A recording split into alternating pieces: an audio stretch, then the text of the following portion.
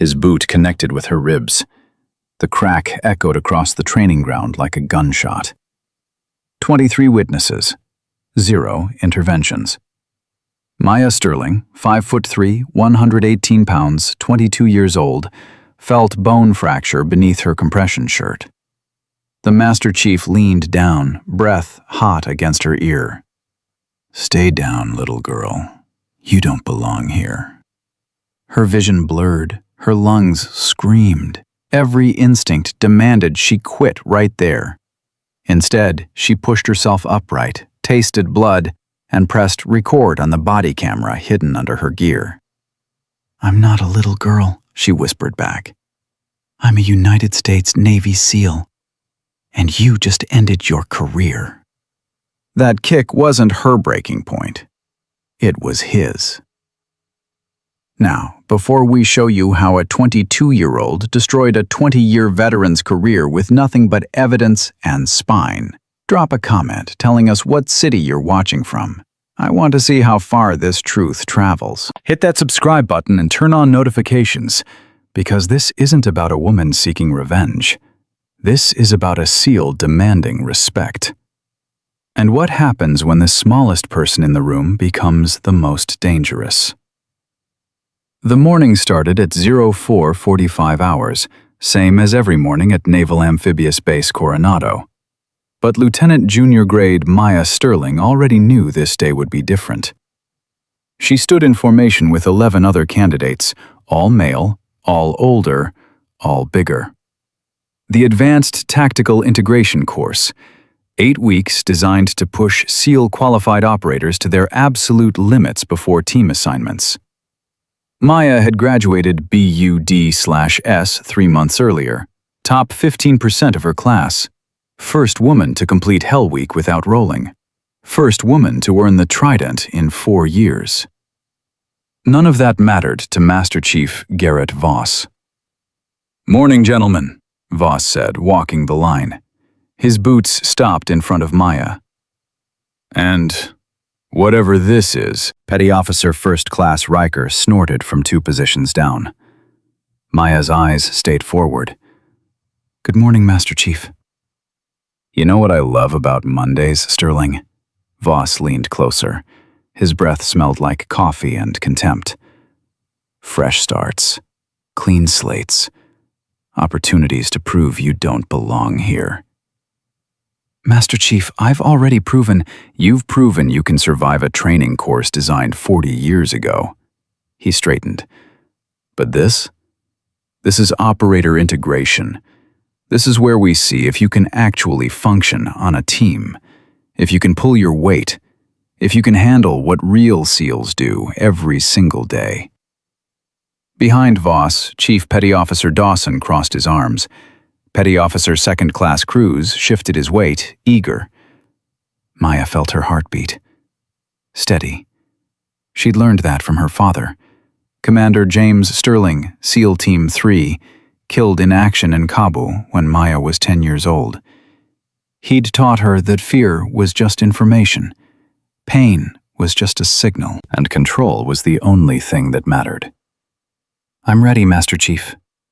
Voss smiled. Not friendly, predatory. "We'll see." The obstacle course started at 05:15. 23 candidates, timed individual runs followed by team relays.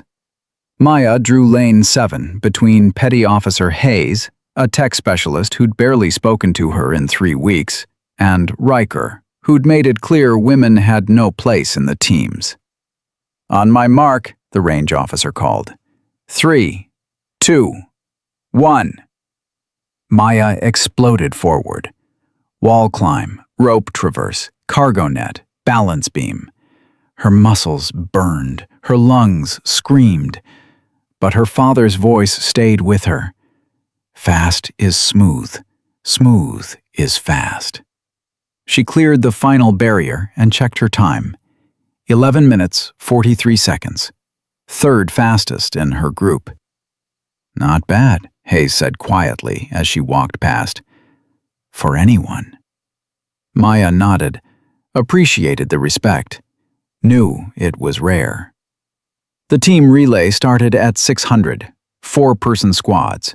Voss assigned them himself. Maya ended up with Riker, Cruz, and a young petty officer named Dominguez, who looked terrified to be there. "All right, listen up," Voss announced. "This is a combat carry simulation. One team member injured. The other three extract them through hostile terrain. Timer starts when you hit the first checkpoint, stops when all four cross the finish line." He paused, looked directly at Maya. "And yes, Sterling, you have to actually carry your share. No special accommodations." Riker laughed. Cruz joined in. Dominguez stared at the ground. "Understood, Master Chief," Maya said. They drew the second rotation, watched the first team struggle through with a 180-pound dummy. Riker was already calculating. "Look," he said to Maya, not even trying to hide his disgust. "You take point, scout the route. Me, Cruz, and Dominguez will handle the actual carrying." "That's not protocol," Maya said. "We rotate every 100 meters. "Protocol is, we finish without you embarrassing us." "Protocol," Maya repeated slowly, "is that we function as a team. All four of us. I can handle my 100 meters. Cruz stepped closer. "You're what, 120 pounds soaking wet? That dummy weighs 180. Do the math, sweetheart." "I've done the math. I've also done the carrying, multiple times. During BUD/S, during Hell Week, during BUD/S is over," Riker cut her off. "This is real operator training, and real operators don't risk mission failure to prove a political point." Maya felt the anger rising, pushed it down, converted it to something useful. "Then let's not fail." "Team 2, you're up," the range officer called. They moved to the start line. The dummy was already positioned. Riker, Cruz, and Dominguez took the first carry. Maya ran point, identifying the fastest route through the obstacles. First 100 meters, clean. Riker and Cruz worked well together. Dominguez struggled, but kept pace. Second 100 meters. Maya's turn. She positioned herself at the dummy's shoulders. Riker took the feet. The weight settled across her frame. Heavy. Brutal. Every step sent shockwaves through her legs. But she'd done this before, hundreds of times. Her body knew how to compensate, how to distribute the load, how to breathe through the pain.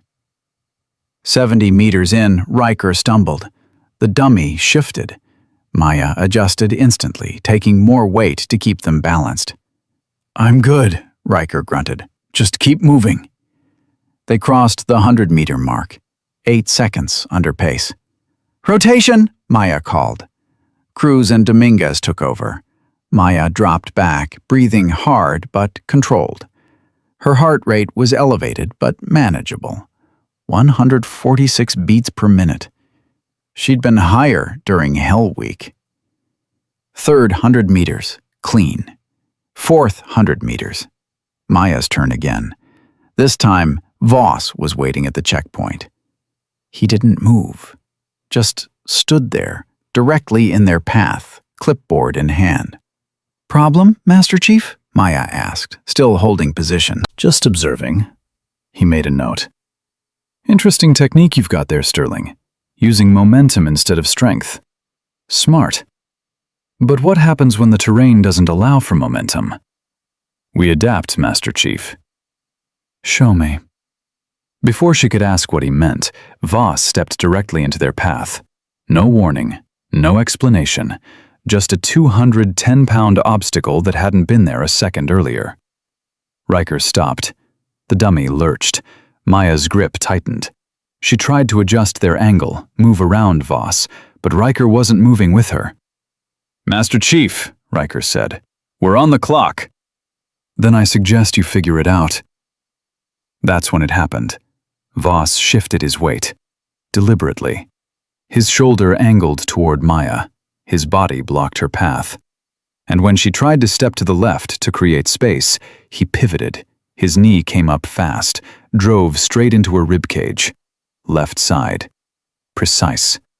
Calculated. The crack was audible. Maya's breath evacuated. Not a scream, just air forced out through clenched teeth. The pain was immediate, white-hot, radiating from the impact point through her entire left side. The dummy dropped. She didn't. Every instinct screamed at her to double over, to protect the injury, to step away. But she'd learned from her father that showing pain was showing weakness, and weakness was permission. So she stayed upright, breathed through her nose, let the pain wash over her without drowning in it. "Clumsy," Voss said quietly, loud enough for her to hear, quiet enough for plausible deniability. "Little girls break easy. Maybe you should stick to admin work." Riker's eyes widened. Even he looked uncomfortable. Cruz stared at Voss, then at Maya, processing what he'd just witnessed. Dominguez took a step back. Maya's left hand went to her ribs, felt the fracture immediately. Hairline, probably. Maybe worse. The kind of injury that required medical evaluation, documentation, immediate withdrawal from training. The kind of injury that would prove Voss right.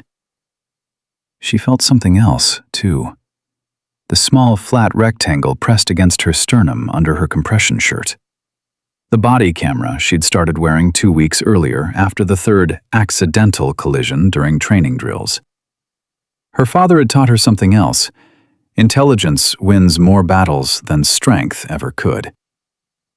"You all right, Sterling?" Hayes's voice. He'd stopped his own run, was standing 10 meters away, watching.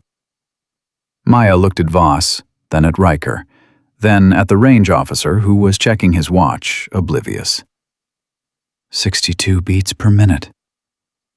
"I'm good," she said. "You sure?" Hayes pressed. I said I'm good." She reached for the dummy. The movement sent fresh pain screaming through her left side. Didn't matter.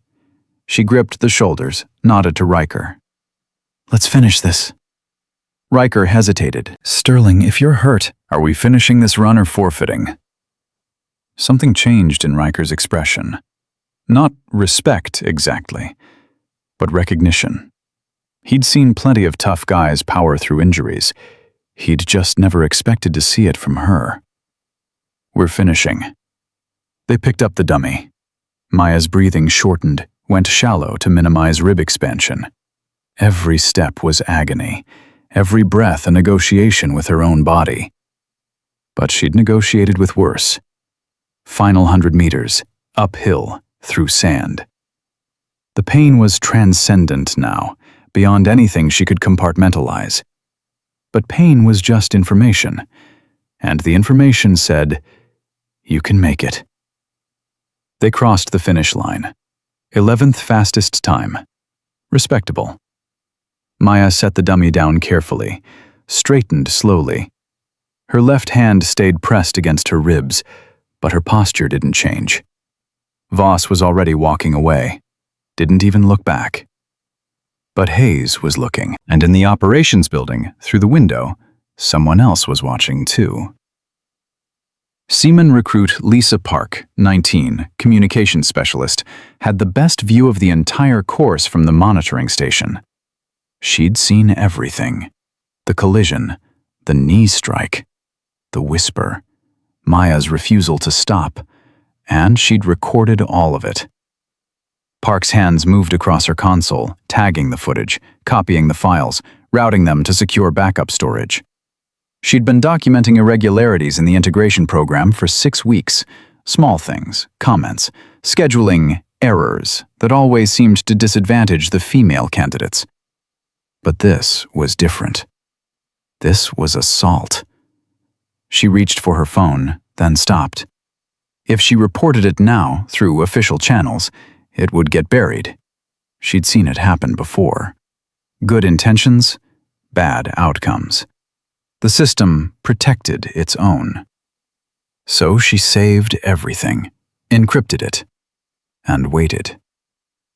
At 8:30, Maya finally made it to the medical building, not because she wanted to, because her body was making decisions her mind couldn't override anymore. The corpsman took one look at her and reached for the X-ray authorization form. "Walk me through it," he said. "Hospital corpsman, first class, Martinez. Good reputation, 12 years in. Gay son who'd faced his own share of discrimination. Maya had done her research. "Collision during team carry drill," she said. "Accidental." Martinez gave her a look that said he'd heard that before. "Accidental how?" "Master Chief Voss was observing, got in the path. I tried to adjust. There was contact." "Contact." Martinez positioned the X-ray plate. "Take a deep breath." She tried. The pain stopped her halfway. He nodded, took the image, waited for it to develop. When he came back, his expression was careful, professional. The kind of careful that meant bad news. "Hairline fracture, left 7th rib, right where it meets the sternum. You're looking at minimum 4 weeks restricted duty, probably 6 for full clearance. I can work through it." "You can, doesn't mean you should. If that fracture completes, I said I can work through it." Martinez sat down. "You want to tell me what really happened?" "I already did." "You want to file a report?" "No." "Sterling, I want a copy of the X-ray. I want documentation of the injury with timestamp. And I want to know if restricted duty applies to the SEER exercise scheduled for next week." Martinez blinked. "SEER? With a fractured rib? That's 72 hours of does restricted duty prevent me from participating?" He pulled up the regulations, scrolled through, frowned. "Technically, no. SEER is listed as evaluation training, not physical performance training. You'd need command approval and a medical waiver acknowledging risk, but then I need that waiver." "Why?" Maya met his eyes. "Because I need to finish what I started." Martinez studied her for a long moment. Then he printed the X-ray, signed the waiver with a note about informed consent, and handed her both. "Whatever you're planning," he said quietly, "be smart about it." "Always am." She left medical and went straight to the administration building, found the duty officer. Lieutenant Commander Sarah Chen, Operations Coordinator. Another name from Maya's research. Former surface warfare officer who'd fought her own battles for respect. "I need to request assignment to next week's SEER exercise," Maya said. Chen looked up from her paperwork. "You're already on the roster." "I need to request specific team placement." "We don't take specific placement requests. Team assignments are random to, I need to be on Master Chief Voss's team." The room got very quiet. Chen set down her pen. "Why?" "Training opportunity. He has experience I need to learn from." "Sterling," Chen's voice dropped. "I've been in this Navy for 16 years. I've heard every excuse, every justification, every political maneuver. So I'm going to ask you one more time. Why?" Maya hesitated, calculated, decided. "Because he broke my rib this morning. On purpose. And I need to see if he'll do it again when everything's being recorded." Chen's expression didn't change, but something shifted behind her eyes. "You have proof?" "I will. By the end of SEER." "That's not an answer." "It's the only one I can give you right now." Chen leaned back, drummed her fingers on the desk. The silence stretched. "All right," she finally said. "I'll approve the team placement. But Sterling, if this goes wrong, if you're using command resources for personal revenge—" "It's not revenge," Maya interrupted. "It's accountability." "Those aren't mutually exclusive." "In my experience, they rarely overlap." Chen almost smiled. Almost. "Request approved. SEER starts Monday, 0400 hours. Team assignments posted Sunday night. You'll be with Voss. Thank you, ma'am. Maya turned to leave. Sterling? She stopped. Your father would be proud. Maya's throat tightened. She didn't trust her voice. Just nodded and walked out. At 1400 hours, she was back in her barracks room. Alone. Door locked. The pain in her ribs had settled into a constant, throbbing ache, the kind that made breathing a conscious effort. She unwrapped the compression bandage Martinez had given her, examined the bruise flowering across her left side. Dark purple, almost black, spreading from the impact point. She'd seen worse. During Hell Week, she'd developed stress fractures in both feet, kept going for 4 more days. The instructors never knew. But this was different. This wasn't about proving she could survive pain. This was about proving she could weaponize it. She pulled out her phone, opened the encrypted messaging app, typed, "Need to talk. Secure line." 30 seconds later, it rang. Maya, Commander David Reeves, her father's best friend, her unofficial mentor, one of the few people in the teams who actually wanted her to succeed. What's wrong? Nothing's wrong. Everything's on schedule. You sound like you're in pain. Fractured rib, courtesy of Master Chief Voss. Silence on the other end. Then, did you report it? No. Maya, I'm not reporting it because I'm documenting it. There's a difference. Explain. She told him everything. The collision, the whisper, the body camera, her request for SEER placement, the plan forming in her mind. When she finished, Reeves was quiet for a long time. You know what you're doing is dangerous, he finally said. I know. Not just physically, politically. If this backfires, if he claims you provoked him, if Command decides you're the problem, then I'll have failed. But at least I'll have tried. Your father used to say the same thing. I know. He also said that real operators don't wait for permission to do what's right. Reeves laughed, short, sharp. He did say that, usually right before doing something that got him in trouble. Did it work? More often than it should have. Maya smiled despite the pain. Then I'm following his playbook. Be careful. Always am. She hung up, pulled out her laptop, spent the next 3 hours reviewing SEER protocols, Voss's service record, and every regulation governing conduct during training exercises. By 1700 hours, she had a plan. By 1900 hours, she had contingencies for when that plan fell apart. And by 2100 hours, as she lay in her rack trying to find a position that didn't make her ribs scream, she had something else. Certainty. They'd tried to break her because she was young, because she was small, because she was a woman in their world. But Maya Sterling had learned something during her 22 years, something her father had taught her before he died. The smallest person in the room could be the most dangerous, not because of strength, because of preparation. And she'd been preparing for this moment her entire life. 4 days until SEER. 4 days to heal enough to function. 4 days for Voss to think he'd won. She closed her eyes, controlled her breathing, let the pain become background noise. Somewhere across base, Voss was probably celebrating, telling Dawson and Riker how he'd put the girl in her place, how she'd finally understand she didn't belong. Let him think that. Let him get comfortable. Because the best lessons were the ones you never saw coming.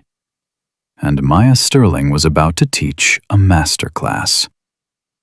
Sunday night, 2,347 hours.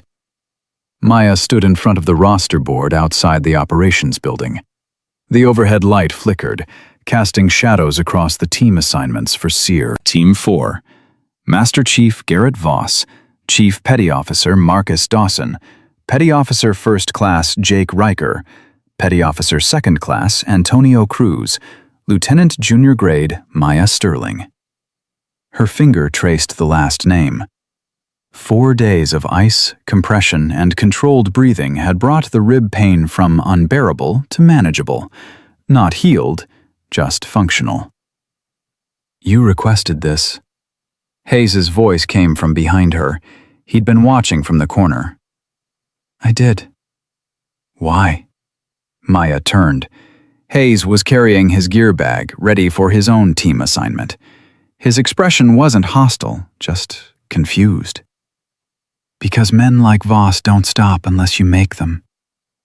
"You could have reported him, filed assault charges. NCIS would have..." "Would have what? Investigated? Interviewed witnesses who saw an accident? Put my word against a Master Chief with 20 years of spotless service?" She shook her head. "I need more than my word. I need his." Hayes shifted his weight. "You're going to get yourself hurt worse than you already are." "Probably." "And you think that'll prove something?" "No, but it'll document something. And documentation is evidence. Evidence is accountability." "That's a lot of faith in a system that hasn't exactly protected you so far." Maya met his eyes. "It's not faith. It's strategy." Hayes started to respond, then stopped. Somewhere in the distance, boots echoed on concrete. Someone approaching. "Be careful," he said quietly. "Voss isn't stupid. If he figures out what you're doing, then I better make sure he doesn't figure it out until it's too late." Hayes nodded once and walked away. Maya turned back to the roster, ran her finger over Voss's name. 4 days since he'd fractured her rib. 4 days of him thinking he'd won. 4 days of her letting him believe it. Tomorrow, that changed.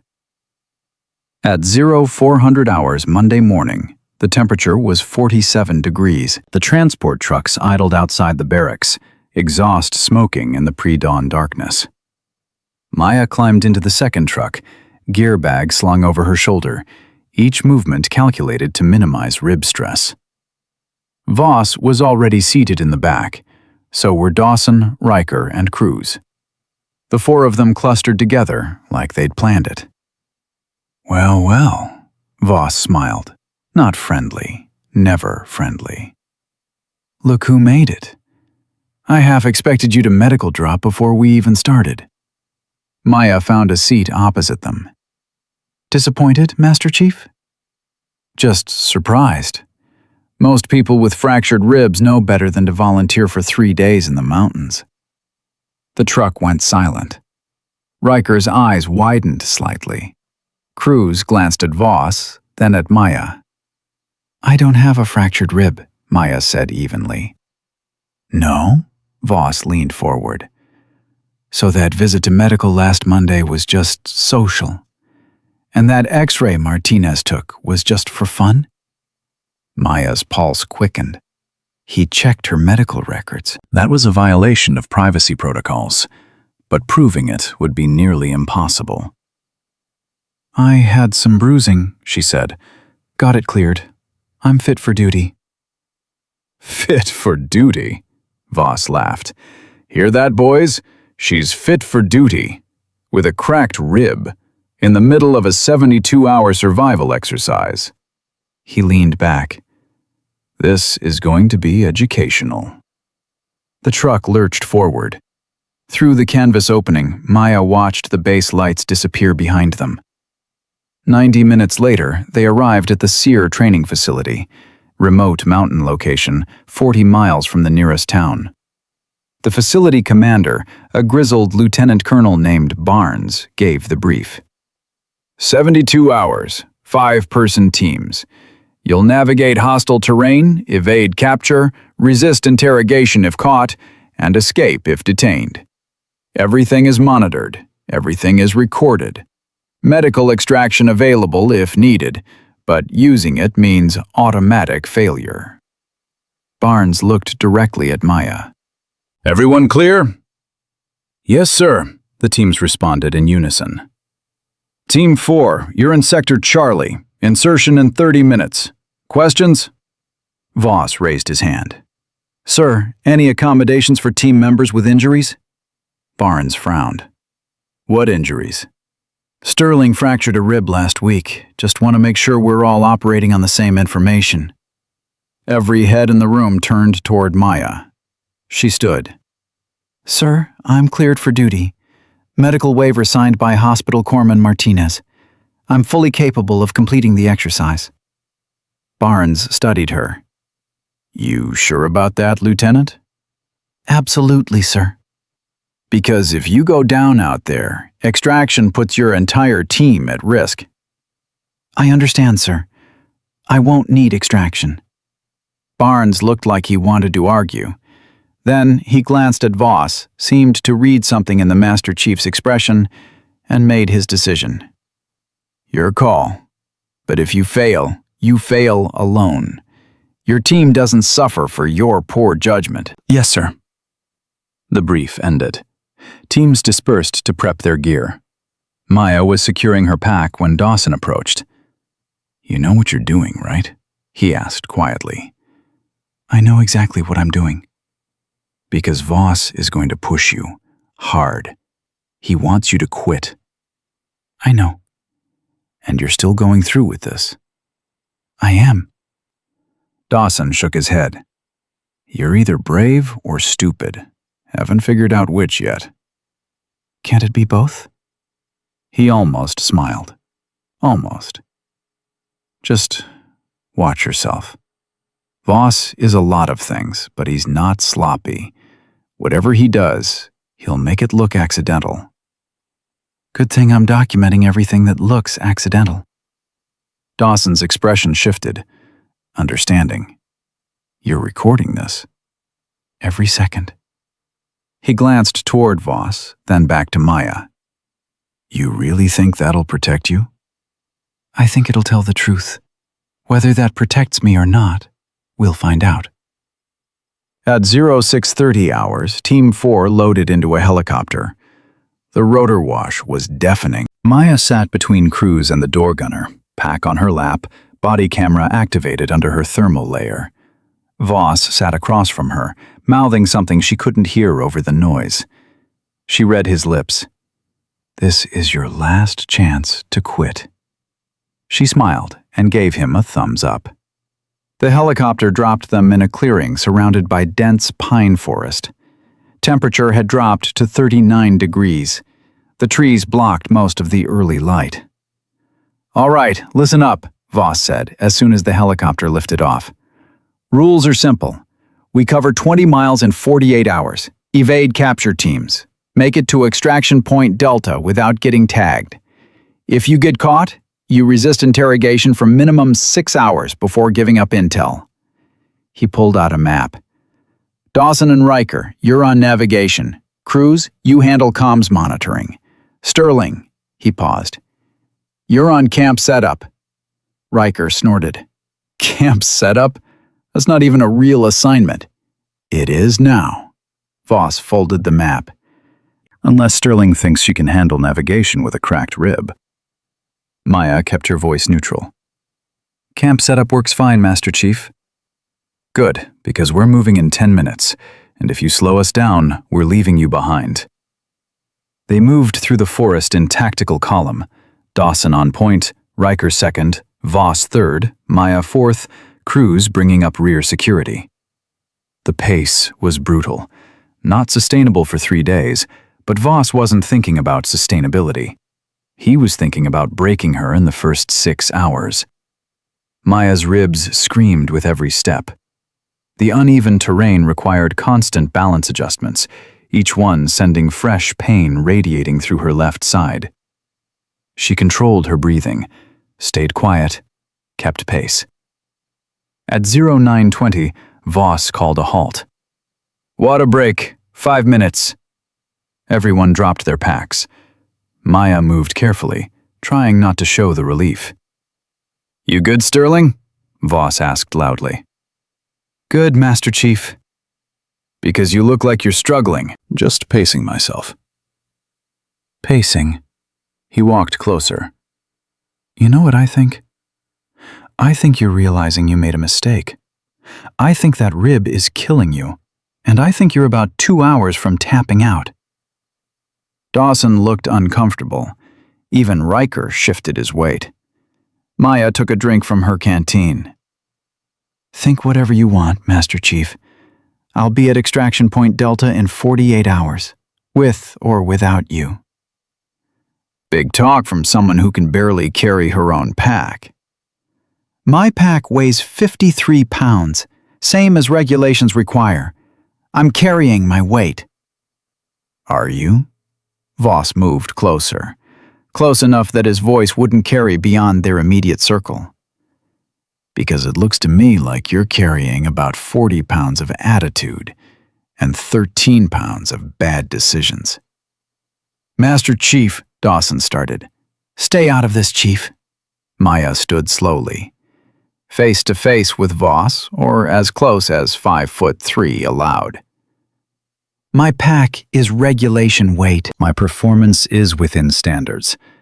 If you have a specific concern about my conduct, file it formally. Otherwise, I'm ready to continue the exercise. Voss's jaw tightened. For a second, Maya thought he might actually hit her. Saw his hand twitch, saw the calculation in his eyes. Then he smiled. All right, Sterling. Let's continue. They moved out. The pace increased.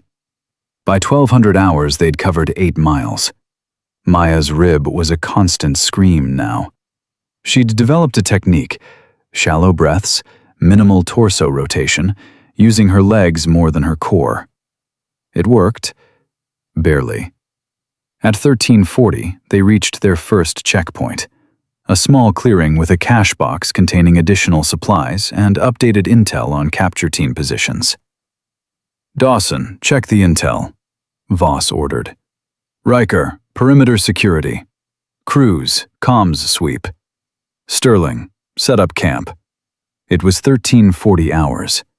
They weren't supposed to camp until nightfall. Master Chief? Maya said carefully. It's early afternoon. Protocol suggests we continue movement until... Protocol suggests you follow orders. Set up camp. For how long? Until I say we're done. Maya looked at Dawson. He gave a subtle headshake. Don't fight this. She started unpacking shelter materials. The other 3 worked their assignments. Voss stood watching her, arms crossed.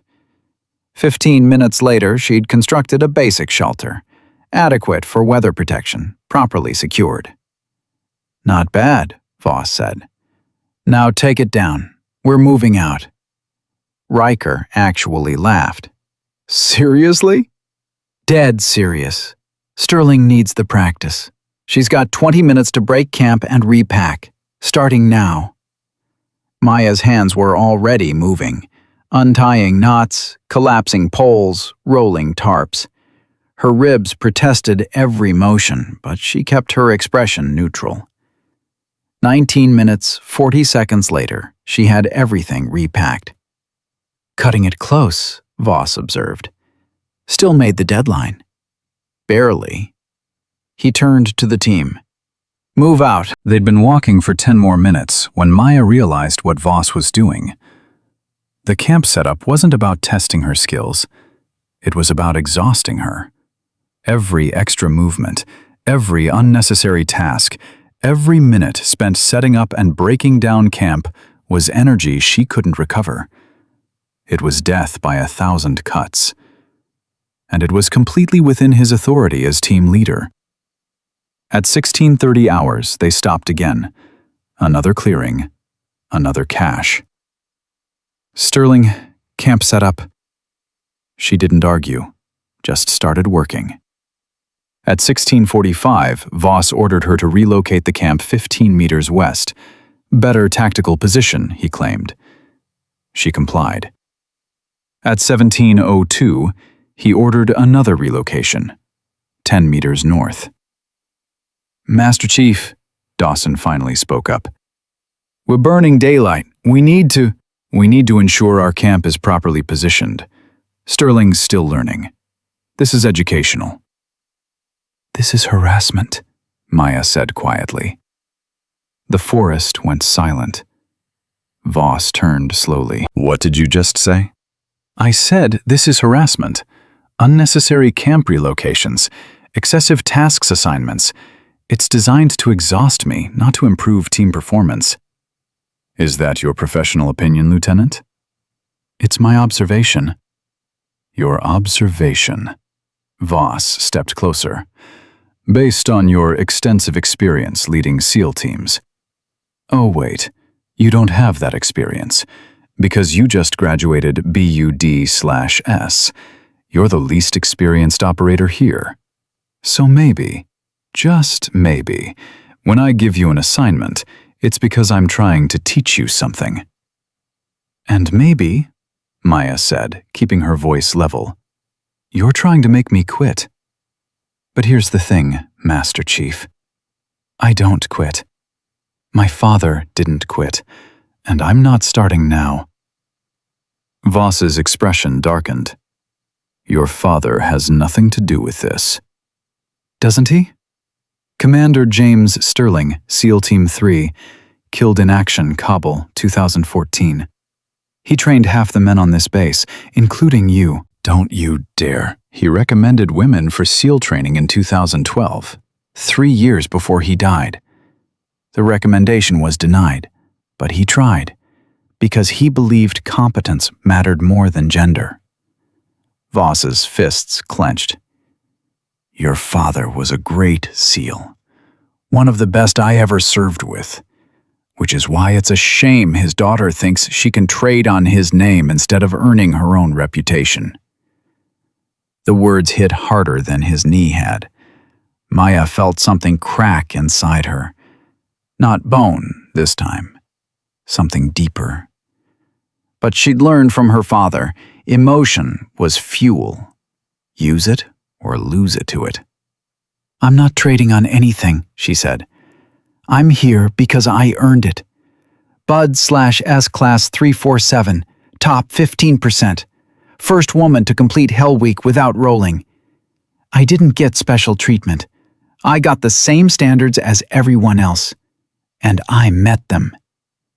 "You met the minimum." "The minimum is the standard. Or are you saying the standards are wrong?" Voss opened his mouth, closed it. He couldn't argue that the standards were insufficient without undermining the entire SEAL selection process. "Set up camp," he finally said. "And this time, get it right the first time." Maya worked in silence. Her hands were shaking now, not from fear, from rage she couldn't release, from pain she couldn't acknowledge, from exhaustion that was starting to override her control. At 1847 hours, camp was finally complete. The team ate MREs in tense silence. At 1920, Voss assigned watch rotations. Maya got first watch. Midnight to 0300. Alone. Dawson pulled her aside while the others were setting up sleeping positions. "He's violating buddy system protocol," Dawson said quietly. "Watch rotations are supposed to be 2-person minimum." "I know. If you report it, I'm not reporting it. I'm documenting it. There's a difference." "What's the difference?" "Reports get buried. Documentation builds cases." Dawson studied her. "You really have this planned out, don't you?" "Every detail." "And you're not scared?" Maya looked at him directly. "I'm terrified. But fear is just information. And the information says if I don't do this, nothing changes. Not for me, not for anyone after me." "Your father used to say stuff like that." "I know. He also said courage isn't the absence of fear. It's acting despite it." He was right. Dawson paused. "For what it's worth, I think you've got more courage than sense. But I respect it. Thanks, Chief. Don't thank me yet. We're only 16 hours in. You've got 56 more to go. At midnight, Maya took her watch position. Perimeter security on the eastern approach. The forest was absolute darkness. No moon, no stars through the cloud cover. Just her night vision goggles and the sound of wind through pine trees. Her ribs throbbed with every breath. The pain medication had worn off hours ago. She'd brought more, but taking it would dull her awareness, and awareness was survival. At 0127, she heard movement, not animal, human. Deliberate, but trying to be quiet.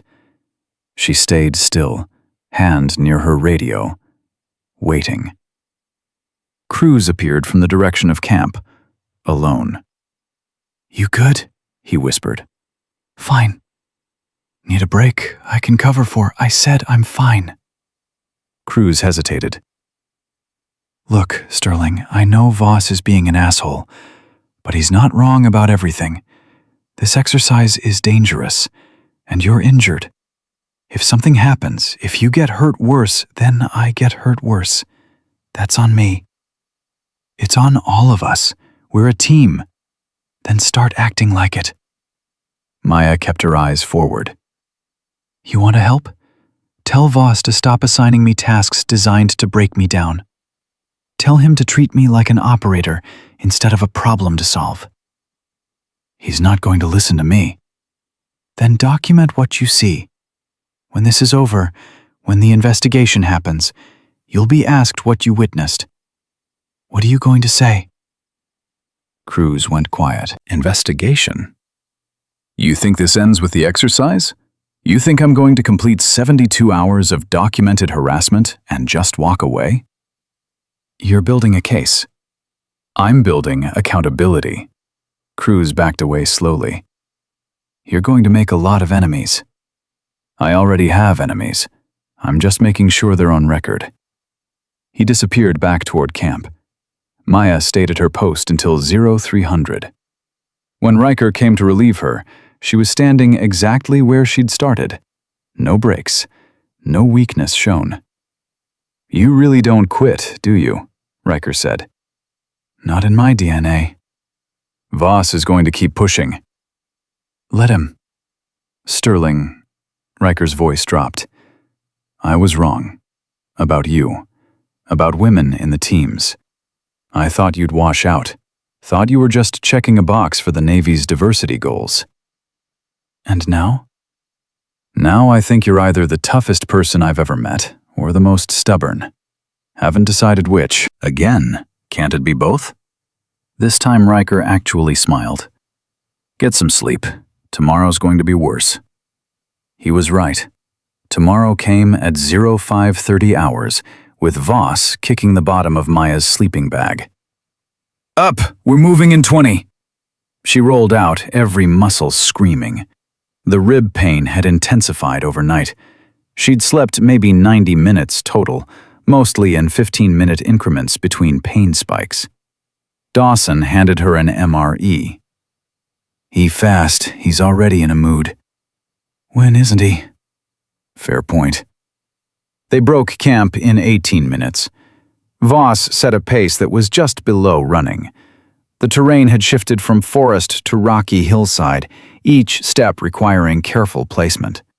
Maya's breathing went shallow again, trying to minimize rib movement. At 0847, they hit a steep incline. 30-degree slope, loose gravel, no clear path. Straight up, Voss ordered. No switchbacks, we don't have time. Riker looked at the slope. Master Chief, that's going to tear up our knees. We could, I said, straight up. They climbed. Maya's ribs ground against each other with every pull. She tasted copper in her mouth, bit her tongue to stay quiet. Halfway up, her boot slipped. She caught herself, but the movement sent fresh agony through her left side. She gasped, couldn't help it. Voss stopped, turned. Problem, Sterling? No, Master Chief. Sounded like a problem. Just adjusting my footing. Your footing or your attitude? She didn't answer, just kept climbing. At the top, Voss called a halt. Water break, 3 minutes. Maya dropped her pack carefully. Her hands were shaking, not just from exertion, from something deeper, the kind of exhaustion that starts shutting down decision-making. Cruz moved closer, kept his voice low. You need to stop. I'm fine. You're not fine. I can see you favoring your left side. Your breathing's wrong. You're about 2 hours from complete failure. Then I've got 2 hours. Sterling, I said I'm fine. Voss was watching from 20 feet away, listening. Always listening. At 12:40 hours, they reached Checkpoint Bravo, a small concrete structure with updated intel and supply cache. Voss gathered the team. New orders just came through. SEER evaluation is adding a resistance to interrogation component. Random team member gets selected for immediate processing. Dawson frowned. That's not standard protocol. RTI doesn't usually start until... Protocol changed. Voss pulled out a tablet. Command wants to test stress response under exhaustion. Makes it more realistic. He looked at the screen. Random selection is... Sterling. The silence was absolute. Maya's pulse spiked.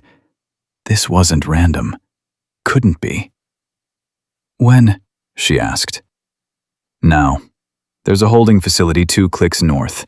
You'll be processed there. Rest of the team continues to extraction point. Who conducts the interrogation? Dawson asked carefully. Trained resistance instructors. Protocol requires neutral parties. And who assigns the interrogators? I do. I'm team leader. Master Chief. Dawson's voice hardened. With respect, assigning interrogators for your own team member creates conflict of interest. Standard procedure is I follow orders from command. Unless you want to question the chain of command, Chief. Dawson's jaw tightened, but he couldn't argue without insubordination. Maya stood. It's fine. I'll complete the RTI component. You sure about that? Voss asked. RTI can get intense, especially for people with injuries. I'm aware of what RTI involves, Master Chief. Are you? Because knowing about it and experiencing it are very different things. Then I guess I'm about to find out. Riker stepped forward. I'll volunteer instead. I've been through RTI before. The selection was random, Voss cut him off. Sterling goes. That's final. They arrived at the holding facility at 1320 hours. A converted bunker built into the hillside. Concrete walls, reinforced door, minimal lighting. 2 SEER instructors waited outside, except they weren't instructors Maya recognized. One was Petty Officer Hayes. The other was someone she'd never seen before. Hayes looked uncomfortable. Master Chief, I wasn't told about any interrogation assignment. My orders were to monitor comms from... Orders changed. Command needs additional personnel. You're qualified RTI support, correct? Technically, yes, but then you're assigned. This is Petty Officer Marks from Team 5. He'll assist. Marks was huge. 6'4", probably 240 pounds. His expression was neutral, but his eyes were cold. Maya's internal alarms were screaming now. This wasn't protocol. This was a setup. Master Chief, she said carefully. RTI procedures require documentation. Where's the oversight officer? Inside. Everything's being monitored and recorded per regulations. And the medical oversight? Also inside. I'd like to verify that before we begin. Voss smiled. You questioning my integrity, Lieutenant. I'm following protocol, same as you taught me. Protocol is you follow orders. Get inside, complete the RTI, Prove you can handle what SEALs actually do. Maya looked at Hayes. He gave the slightest headshake. Warning. But she'd come too far to stop now. Understood, Master Chief. She walked through the door. Hayes followed. So did Marks. The door closed behind them with a heavy metallic thud. The interior was exactly what she expected. Single room, concrete floor, metal chair bolted to the center, observation window with one-way glass. But no oversight officer, no medical personnel. Just a camera mounted in the corner with a red light that wasn't blinking. Camera's not active, Maya said. It is, Hayes said quietly. Master Chief said it's running on backup power. Light's broken. Did you verify that? Hayes hesitated. No. Then we need to stop until... The door opened. Voss walked in. Alone. Master Chief, Maya said immediately. This violates RTI protocol. You can't be in here. Interrogators must be neutral parties, not... I'm observing, making sure the exercise runs properly. Protocol specifically states... Protocol states I'm responsible for my team's training. And right now, I'm ensuring you get properly trained. He nodded to Marks. Secure her. Marks moved forward. Maya stepped back. I'm not resisting, but this is a direct violation of... Are you refusing to complete the exercise? Voss asked. The trap was perfect. If she refused, she failed. If she complied, she gave him exactly what he wanted. I'm stating that this setup violates established RTI procedures. Noted. Now sit down. Maya calculated. The body camera was still running, had been since they started the exercise. Every word was being recorded, every violation documented. She sat. Marks secured her wrists to the chair arms with flex cuffs. Not tight enough to cut circulation, but tight enough to restrict movement. Voss circled behind her. Let's start simple. What's your team's extraction point? I'm required to resist providing that information per RTI guidelines. Wrong answer. His hand came down on her left shoulder. Not hard, just pressure. Enough to shift her posture, compress her ribs. The pain was immediate, sharp, white-hot. She controlled her breathing, didn't make a sound. Extraction point, Voss repeated. Name, rank, service number. Lieutenant Junior Grade Maya Sterling, United States Navy. Pressure increased. Her rib shifted. She felt something give. Not breaking completely, just cracking deeper. Master Chief, Hayes said from the corner. This is excessive force. RTI guidelines specifically prohibit... You want to join her in that chair, Hayes? Hayes went silent. Voss leaned down, mouth close to Maya's ear. You could end this right now. Just say you quit. Say you can't handle it. I'll stop. You'll be medically extracted. No shame in recognizing your limitations. I don't have limitations, Maya said through gritted teeth. I have a fractured rib that you deliberately targeted, and you're doing it again, on camera. There's no camera. There's always a camera. Voss's expression shifted. Uncertainty flickered. The body camera I've been wearing since day one of this exercise, Maya continued. Her voice was steady despite the pain. The one you didn't know about.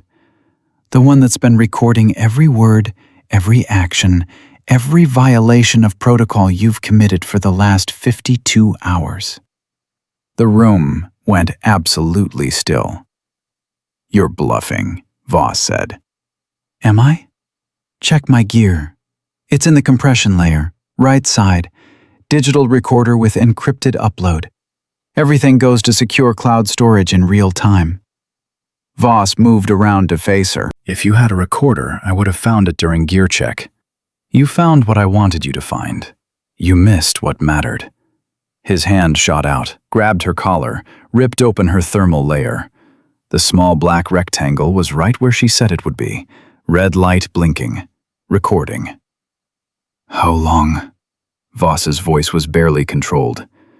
Since 06:30 Monday morning, 63 hours of footage. Every task assignment, every camp relocation, every violation of buddy system protocol, every instance of targeted harassment. And now this, you, in an interrogation room, applying pressure to a documented injury while claiming to follow RTI procedures that explicitly prohibit what you're doing. Marks stepped back from the chair. Hayes moved toward the door.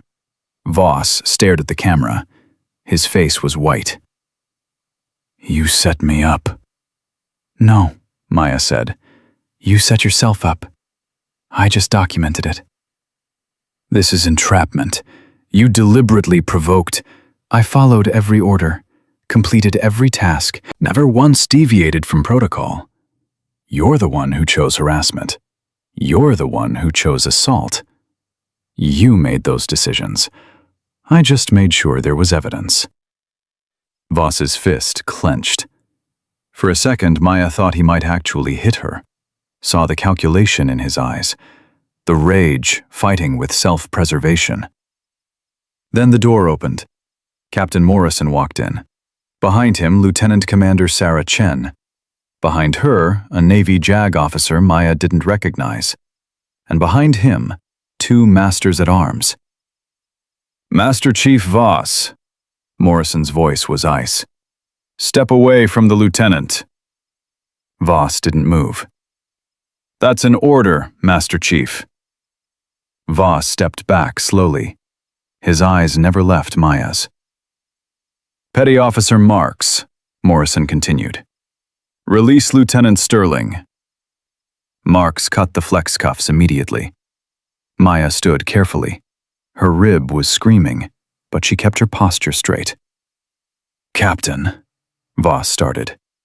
This isn't what it looks like. Sterling has been recording everything since Monday morning. Morrison cut him off. We received an anonymous notification 6 hours ago that unauthorized RTI procedures were being conducted. Lieutenant Commander Chen initiated an investigation. The JAG officer reviewed the footage Lieutenant Sterling uploaded to secure servers. Chen stepped forward, held up a tablet. 63 hours of video, 94 separate protocol violations, including 17 instances of harassment, 8 instances of unnecessary task assignment designed to cause physical harm, and this. She gestured around the room. Unauthorized interrogation conducted by a non-neutral party with intent to cause injury to a documented medical condition. The JAG officer spoke next. Master Chief Garrett Voss, you are hereby relieved of all duties pending formal investigation.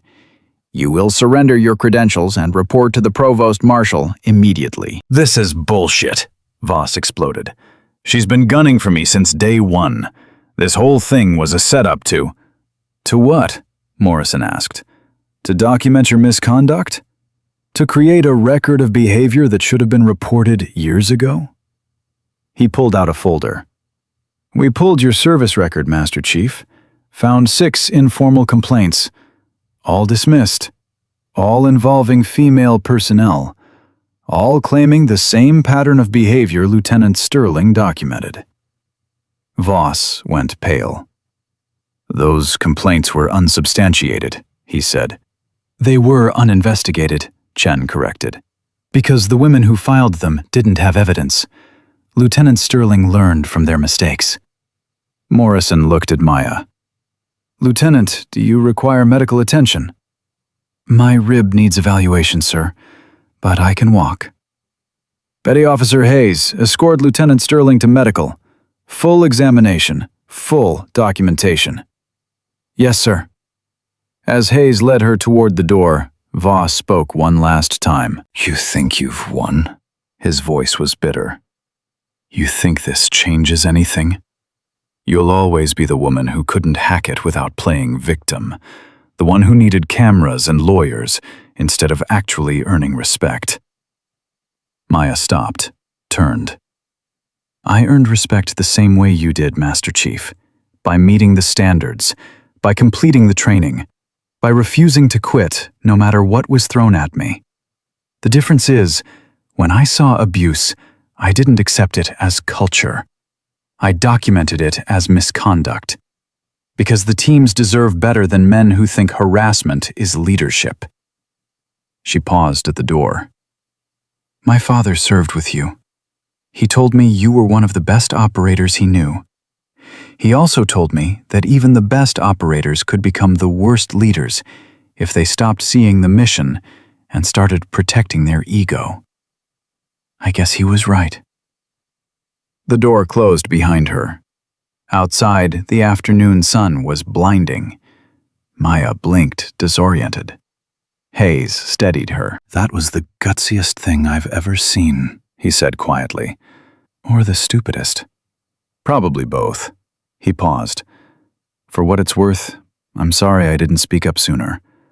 I saw what was happening. I didn't know how to stop it without making it worse. You're speaking up now. That's what matters. They walked toward the waiting vehicle. Dawson, Riker, and Cruz were standing next to it. All three snapped to attention when they saw her. Sterling, Dawson said. We had no idea he was going to... I know. If we'd known what he was planning, you would have tried to stop him, and he would have found another way. This way was better. This way there's evidence. Riker stepped forward. I need to say something. I've been an asshole. About integration. About women in the teams. About you, specifically. I thought you were a diversity hire. Thought you'd wash out. Thought you were just checking a box. And no? Now I think you're tougher than most of the men I've served with. And I think I owe you an apology. You don't owe me anything. Just treat the next woman who comes through with the same standards you'd give any operator. That's all any of us want. Cruz spoke up. I logged everything I saw, wrote it down. Times, dates, specific incidents. Figured if this went to investigation, you'd need corroboration. Maya felt her throat tighten. Thank you. Don't thank me. I should have done it sooner. The vehicle ride back to base took 90 minutes. Maya sat in the back, ribs throbbing, mind racing. She'd done it. Documented everything, built the case, gotten the evidence. But she also knew this was just the beginning. The real fight would be what came next. The investigation. The testimony. The men who'd claim she was lying or exaggerating or playing victim. At the base medical facility, Hospital Corpsman Martinez took one look at her and grabbed a wheelchair. Don't even argue, he said. She didn't. The X-ray showed what she already knew. The hairline fracture had extended. 2 ribs now, not 1, plus severe bruising and inflammation. You're done for at least 8 weeks, Martinez said. No training, no ops, restricted duty, and you're lucky it's not worse. I know. Do you? Because you could have punctured a lung, could have caused internal bleeding, could have let him win, Maya interrupted. Could have quit. Could have proven him right. But I didn't. Martinez was quiet for a moment. Then he pulled up a chair. I reviewed the footage, he said quietly. Command sent it to medical for evaluation. Wanted my professional opinion on whether Voss's actions constituted assault. And they did. Clearly, deliberately, repeatedly. He paused. But that's not what impressed me. What impressed me was how you controlled yourself. How you never gave him the reaction he wanted. How you turned pain into power. My father taught me that. He taught you well. At 2100 hours, Maya was released from medical with instructions for rest, medication, and follow-up evaluation in 72 hours. She walked back to her barracks slowly, each step careful. Her phone buzzed. Commander Reeves. I heard, he said when she answered. Are you okay? Physically or emotionally? Both. Physically, I'm broken. Emotionally, I'm exhausted. But I'm also relieved. It's done. The evidence is documented. The investigation has started. Whatever happens next, at least it's not invisible anymore. Your father would be so proud of you. Maya's eyes burned. I hope so. I know so. He always said the measure of an operator wasn't how hard they could hit, it was how long they could endure. You just proved that. She hung up and sat on her rack. The barracks were empty. Everyone was either still in the field or deliberately giving her space. Her body was shutting down. 52 hours of minimal sleep, constant pain, and psychological warfare had pushed her past every limit. But she'd made it. Not just through the exercise, through the system that said she didn't belong. And she'd done it the only way that mattered. With evidence, with witnesses, with truth. Tomorrow would bring the investigation, the testimony, the defense attorneys who'd try to discredit her, the men who'd claim she was overreacting. But tonight, she let herself feel what she'd been suppressing for 3 days. Victory. Not over Voss, over the silence that had protected men like him for decades. She pulled out her phone one more time, opened the recording app, verified the upload was complete. 63 hours, 14 minutes, 7 seconds of footage. All encrypted, all backed up, all admissible. Then she allowed herself something she hadn't done since her father's funeral. She cried. Not from pain, from relief, from exhaustion, from the weight of carrying something so heavy for so long finally being lifted. And somewhere across base, in the Provost Marshal's office, Master Chief Garrett Voss was realizing that the smallest person in the room had just ended his career. Not with strength, with truth. The knock came at 0630 hours. Maya hadn't slept. Every time she closed her eyes, she felt Voss's knee driving into her ribs again. Lieutenant Sterling? Lieutenant Commander Chen's voice through the door. We need to talk. Maya opened it. Chen wasn't alone. The JAG officer from yesterday stood beside her. Commander Patricia Walsh, according to her name tape. May we come in? Maya stepped back. They entered. Chen closed the door. The investigation is moving faster than anticipated, Walsh said without preamble. Master Chief Voss hired civilian counsel. They're claiming entrapment, saying you deliberately provoked him to create a false narrative. Maya's stomach dropped. That's not what happened. I know, but his attorney is good. Former Navy JAG herself. She's already filed motions to suppress the body camera footage, claiming it violates privacy expectations during training exercises. Can she do that? She can try. Whether she succeeds depends on how well we present the evidence. Walsh pulled out a tablet. I've reviewed all 63 hours. It's damning, but Voss's attorney will argue context. She'll say the harassment was standard military hardening, that the RTI incident was within his authority as team leader, that you consented to all of it by volunteering for SEER. I didn't consent to assault. Prove it was assault versus training intensity, and we win. Fail to prove intent, and we lose. Chen spoke up. That's why we're here. We need your testimony, full deposition, every detail, everything that happened from the first day of integration training until yesterday. When?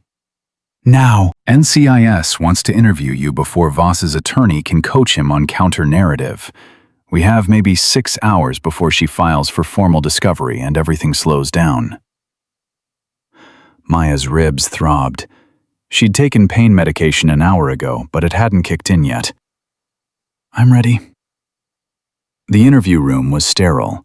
White walls, recording equipment, 2 NCIS agents she'd never met, Special Agent Rivera, mid-40s, former Marine, Special Agent Kim, younger, intense eyes. "Let's start from the beginning," Rivera said.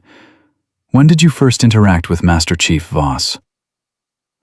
Maya walked them through everything: the formation comment, the obstacle course collision, the fractured rib, Voss's whisper, her decision to document instead of report, the SEER assignment, the camp relocations, the solo watch, the interrogation room. 4 hours later, her voice was hoarse. "Last question," Kim said. "Why didn't you report the initial assault? Why wait 3 days to take action?" Maya met her eyes. "Because I've seen what happens when women report without evidence.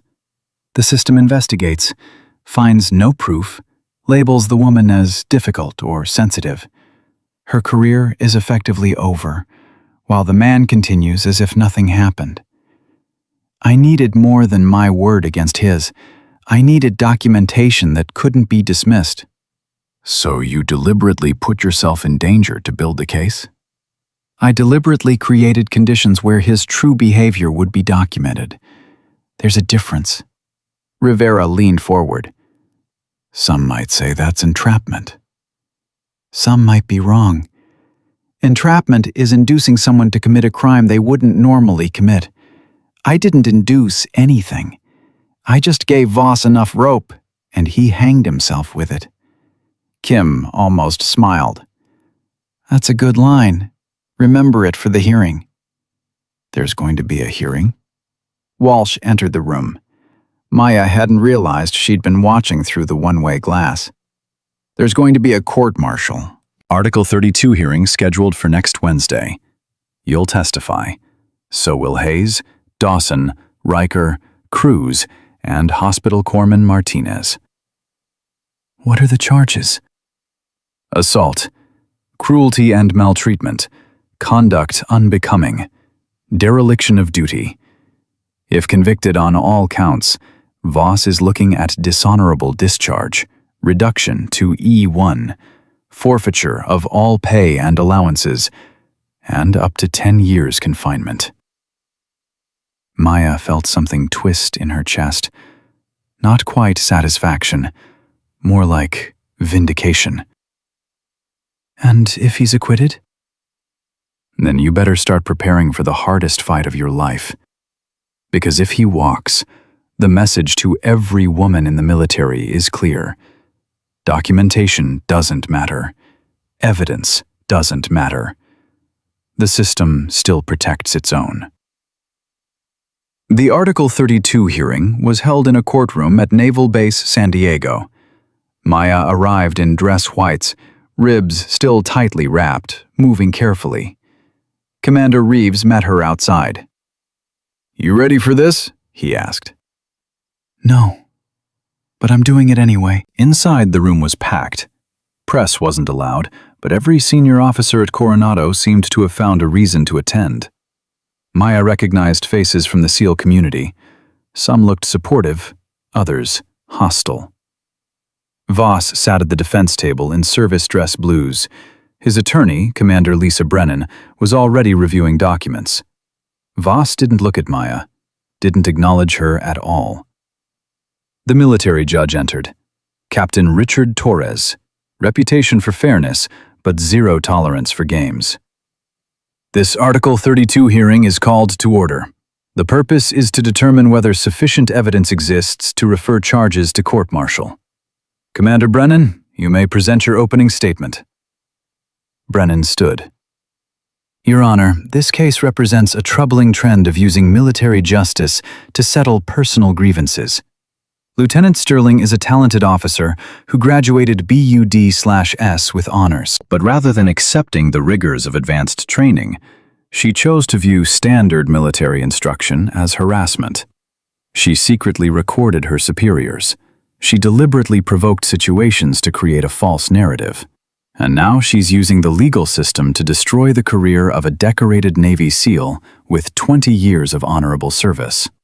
We intend to prove that Master Chief Voss's actions were entirely appropriate, given his duties as a training instructor. Walsh stood for the prosecution. Your Honor, this case is about something much simpler: assault. The evidence will show that Master Chief Voss deliberately and repeatedly targeted Lieutenant Sterling because of her gender, that he used his authority to assign excessive tasks designed to aggravate a known injury, that he violated established SEER protocols to conduct an unauthorized interrogation where he intentionally caused physical harm. The defense wants to frame this as training intensity. The evidence will show it was calculated abuse. Torres nodded. Call your first witness, Commander Walsh. Prosecution calls Hospital Corpsman First Class Roberto Martinez. Martinez took the stand, sworn in, and confirmed Maya's injuries. 2 fractured ribs. The initial fracture occurred on the obstacle course. Medical imaging shows the fracture pattern consistent with direct impact, not compression or overuse. The extension of the fracture occurred during the SEER exercise, again consistent with direct, targeted trauma. Brennan cross-examined. Corpsman Martinez, isn't it true that rib fractures are common in SEAL training? In Bud/S, yes, not usually in advanced training. But they can occur from normal training activities. If those activities involve physical contact beyond standard parameters, yes. So Lieutenant Sterling's fractures could have resulted from legitimate training exercises. They could have, but the location and pattern suggest otherwise. Suggest, not prove. Medical evidence rarely proves intent, Commander. It shows injury. Intent comes from context. Next witness was Petty Officer Hayes. He testified about the watch rotation violations, the solo assignments, the mounting pattern of targeted tasks. Brennan hammered him. Petty Officer, you were present during all these alleged violations. Why didn't you report them? Hayes's jaw tightened. Because I was a coward. I saw what was happening. I knew it was wrong. But I was afraid of being labeled a troublemaker. Afraid of losing credibility with the team. So I stayed silent. That's on me. Or perhaps you stayed silent because nothing wrong was actually happening. No, ma'am. I stayed silent because I was scared. There's a difference. Chief Dawson testified next, confirmed the camp relocations, the unnecessary tasks, the escalating harassment. Chief Dawson, Brennan asked, in your 23 years of naval service, have you ever seen training instructors push candidates hard? Of course. Have you seen instructors assign difficult or repetitive tasks? Yes. Have you seen instructors test candidates' mental endurance? Many times. Then how was Master Chief Voss's conduct any different? Dawson was quiet for a moment. Then he said, because it wasn't about making her better. It was about making her quit. I've seen instructors push people to their limits to build them up. I've never seen an instructor target someone's injury site repeatedly, unless the goal was to break them down. There's a line. Master Chief Voss crossed it. Riker and Cruz gave similar testimony. Both admitted they'd participated in the culture of dismissing Maya's capabilities. Both said Voss had gone beyond training into personal vendetta. Then Walsh called Maya. She walked to the stand, raised her right hand, swore to tell the truth. Her ribs screamed with every breath, but her voice stayed steady. Walsh walked her through the timeline. The initial assault, the whisper about little girls breaking, the decision to document, the SEER assignment, the interrogation room. Lieutenant Sterling, why did you request assignment to Master Chief Voss's SEER team? Because I needed to document whether his behavior was an isolated incident or a pattern. One assault could be explained away. A pattern of behavior over 72 hours, all recorded, established intent. Some might say that's entrapment. Some might not understand the difference between creating a crime and documenting one that's already happening. Master Chief Voss made his choices. I just made sure there was a record. Brennan's cross-examination was brutal. Lieutenant Sterling, you're aware that Master Chief Voss served with your father. Yes.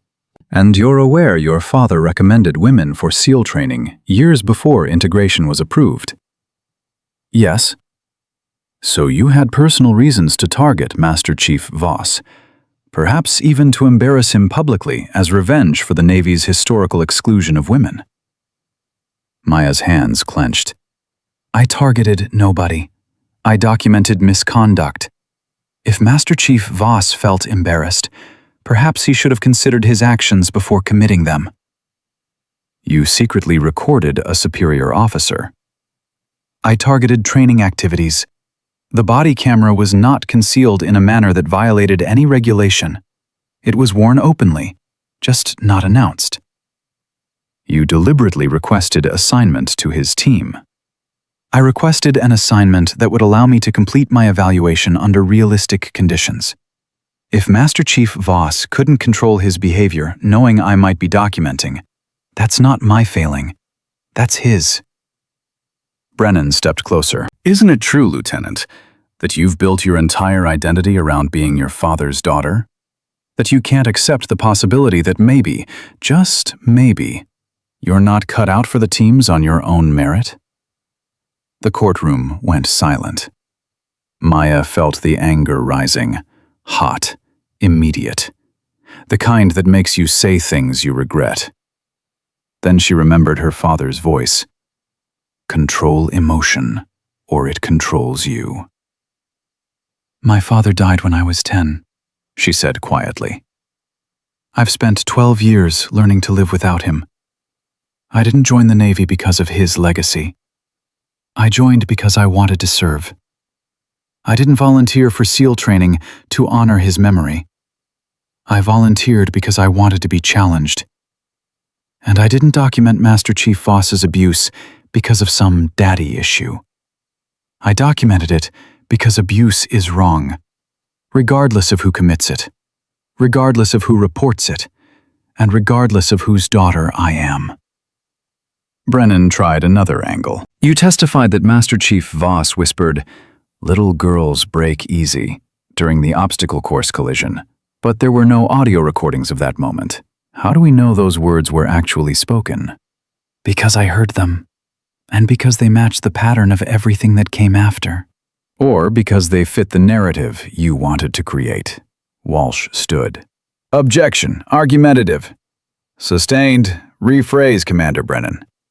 Lieutenant Sterling, isn't it possible you misheard? That in the chaos of training, your perception was colored by your expectations? No, it's not possible. I know what I heard. The questioning continued for another hour. Brennan challenged every detail, every decision, every moment Maya had chosen documentation over immediate reporting. Finally, Torres called a recess. In the hallway, Walsh pulled Maya aside. You did well. Held your composure. Didn't take the bait. Did I give them enough? You gave them the truth. Whether that's enough depends on whether they want to hear it. Reeves approached. The JAG community is watching this case. Whatever happens here sets precedent. If Voss walks, it tells every victim of military harassment that evidence doesn't matter. If he's convicted, it tells every abuser that power doesn't protect you anymore. No pressure, then? Just truth. He paused. Your father would be proud. Not because you're fighting, because you're fighting smart. The hearing resumed. Walsh called her final witness, Commander David Reeves. Commander, you served with both Master Chief Voss and Commander James Sterling, correct? Yes. James Sterling was my closest friend for 15 years. Garrett Voss was a teammate I respected. Past tense? Yes. Why? Reeves looked at Voss. Because the man I served with understood that the teams existed to accomplish the mission, not to protect egos. When James recommended women for SEAL training in 2012, Voss was furious, said it would destroy team cohesion, undermine standards, turn the SEALs into a political experiment. He paused. James told him that fear of change was just ego in disguise, that true operators adapted. Voss never forgave him for that. The courtroom was absolutely still. "Are you saying Master Chief Voss targeted Lieutenant Sterling because of her father?" "I'm saying he targeted her because she represented everything he was afraid of. Change. Progress. The possibility that his way wasn't the only way. And when she refused to quit, when she exceeded his expectations, he couldn't handle it. So he tried to break her. Not because she was failing, because she was succeeding." Brennan didn't cross-examine. What could she ask? Torres called for closing arguments. Brennan stood. "Your Honor, this case asks us to criminalize military training, to punish instructors for pushing candidates, to turn every difficult assignment into potential abuse." Master Chief Voss made his career demanding excellence.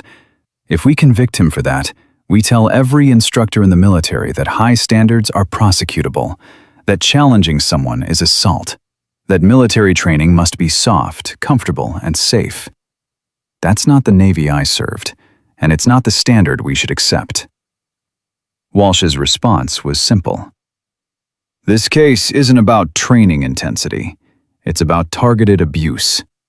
The evidence shows Master Chief Voss didn't push Lieutenant Sterling to make her better. He pushed her to make her quit. He didn't challenge her fairly. He targeted her injury. He didn't follow protocol. He violated it. And when she documented his misconduct, he called it entrapment. But you can't entrap someone into being who they already are." Master Chief Voss's own words, his own actions, his own choices are on record. 63 hours of evidence. The only question is whether we have the courage to hold him accountable. Torres recessed for deliberation. Maya waited in a small conference room. Walsh sat across from her. "How long will it take?" Maya asked. "Could be hours, could be days.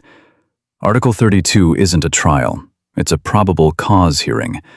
Torres just has to decide if there's enough evidence to move forward to court-martial." "And if he says no?" "Then Voss walks, charges dismissed, and your career in the teams is effectively over because you'll be labeled the woman who cried wolf." Maya's phone buzzed. A text from an unknown number.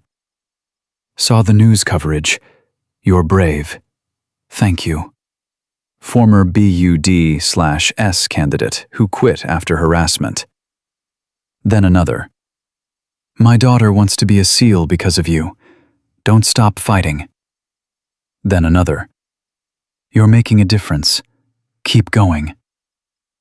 Dozens of messages. From women, from men, from people she'd never met who'd been following the case through unofficial channels. 2 hours later, Torres reconvened the court. "I've reviewed the evidence, heard the testimony, considered both arguments." He looked at Voss.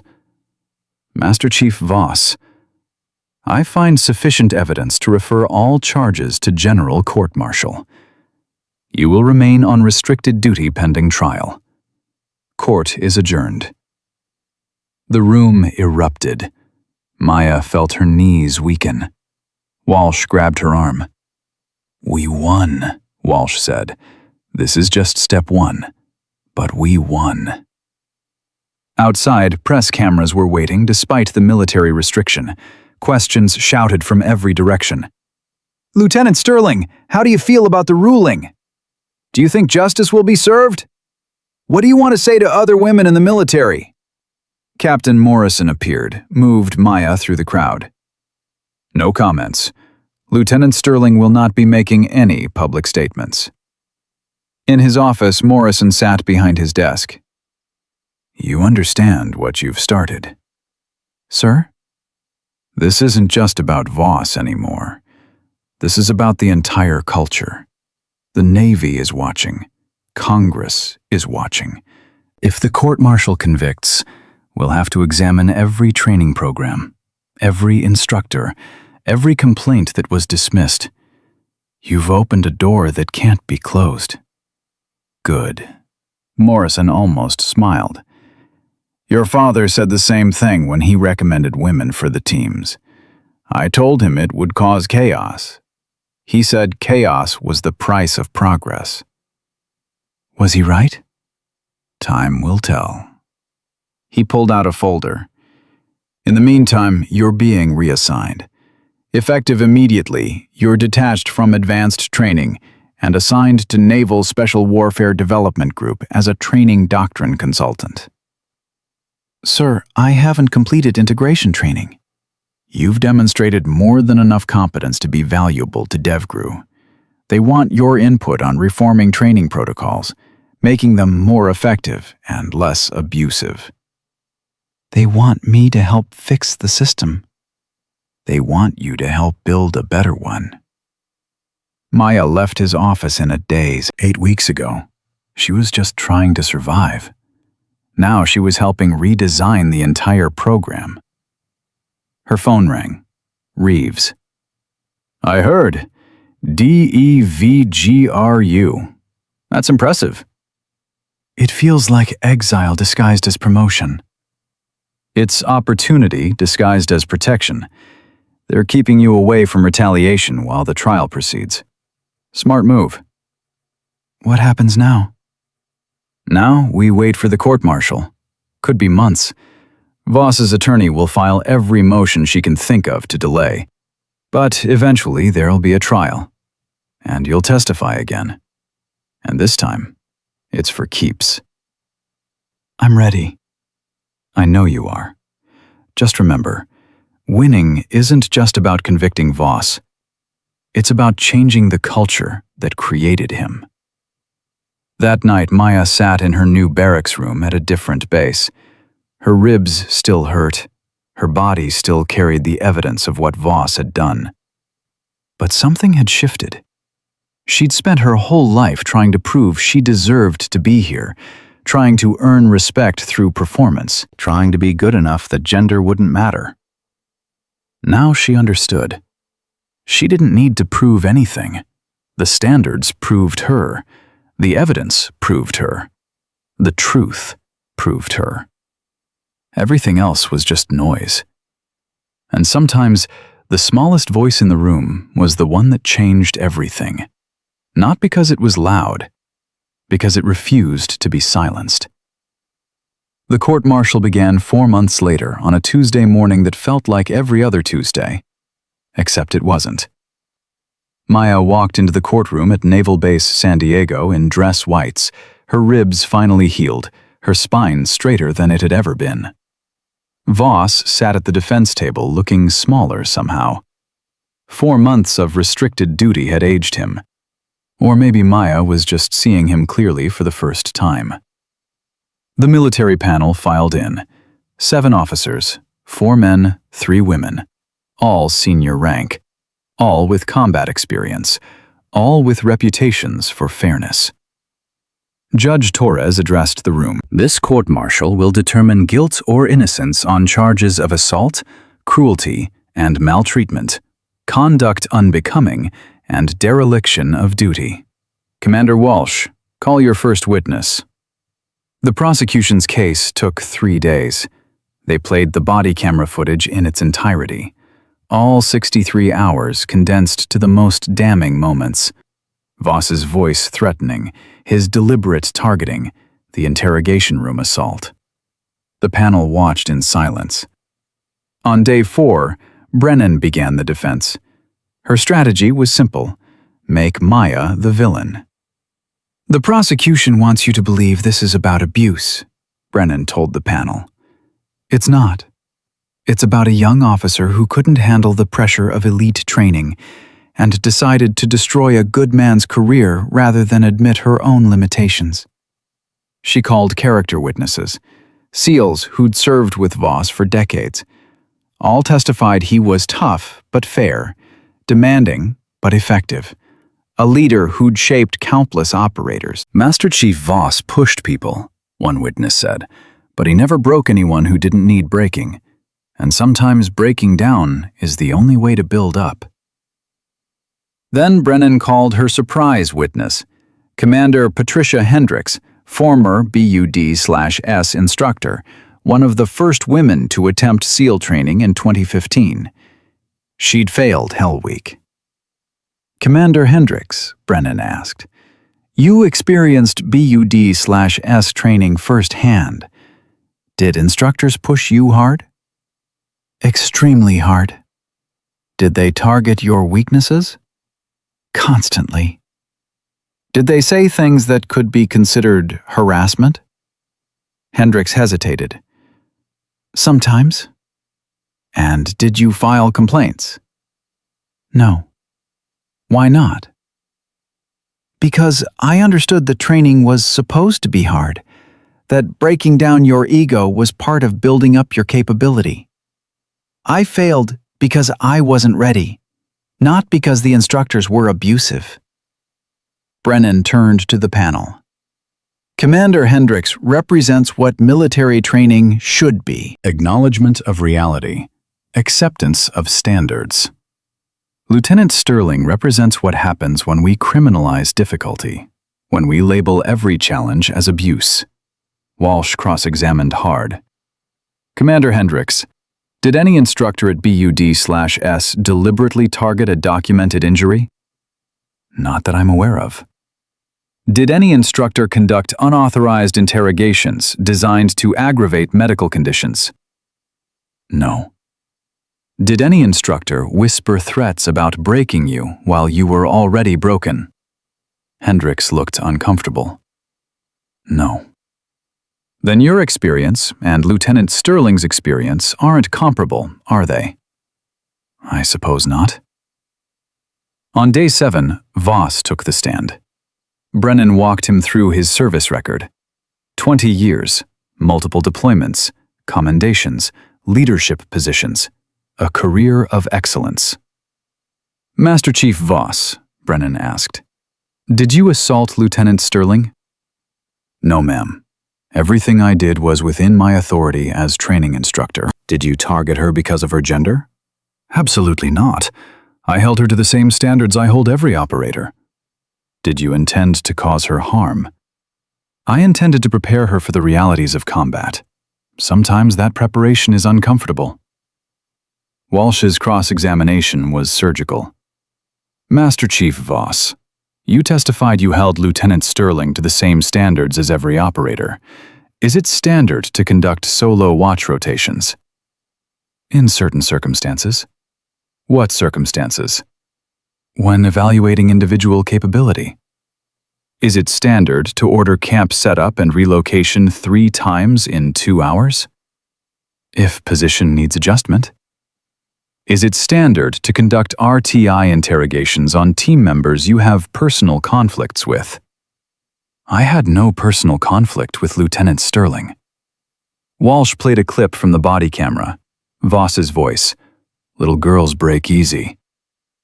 No personal conflict? Walsh repeated. That was a poor choice of words in the heat of training.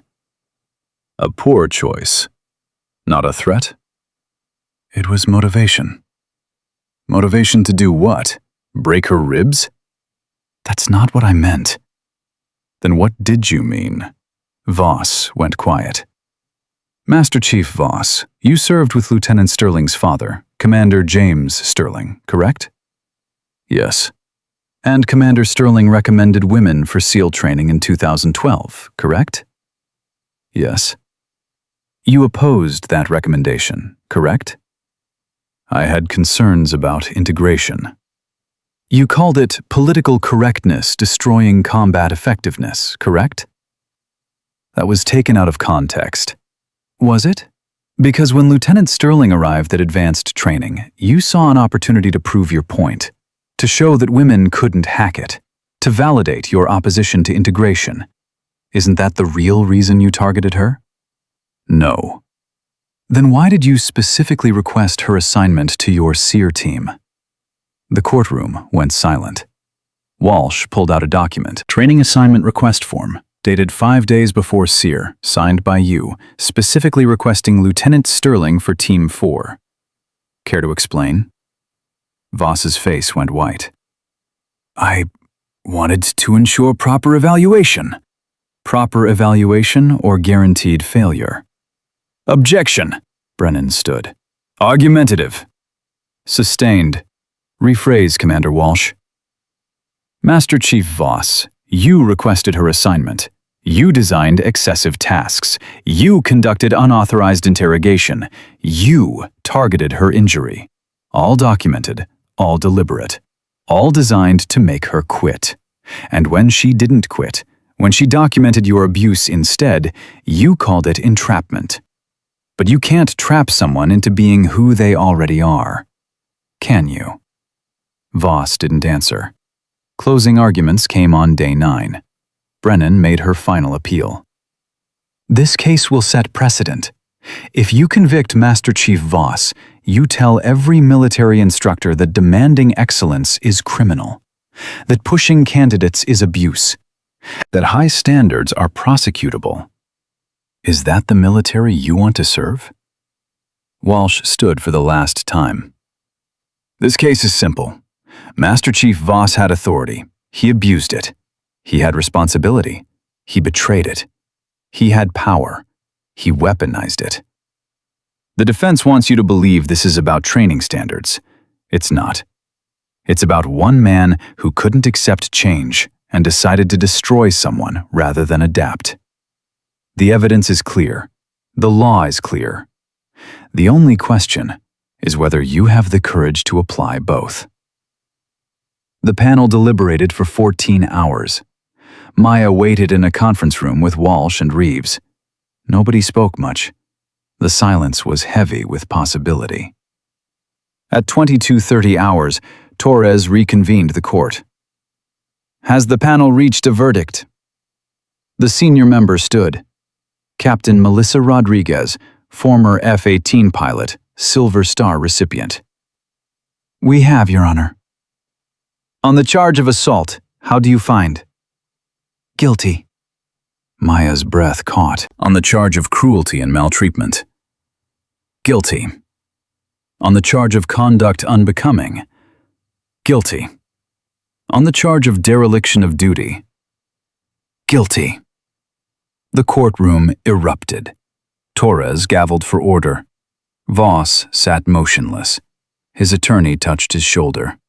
He didn't respond. Sentencing came 3 days later. Torres addressed Voss directly. Master Chief Garrett Voss, you had a distinguished career. You served with honor for 2 decades. But when faced with change, when confronted with progress, you chose ego over duty.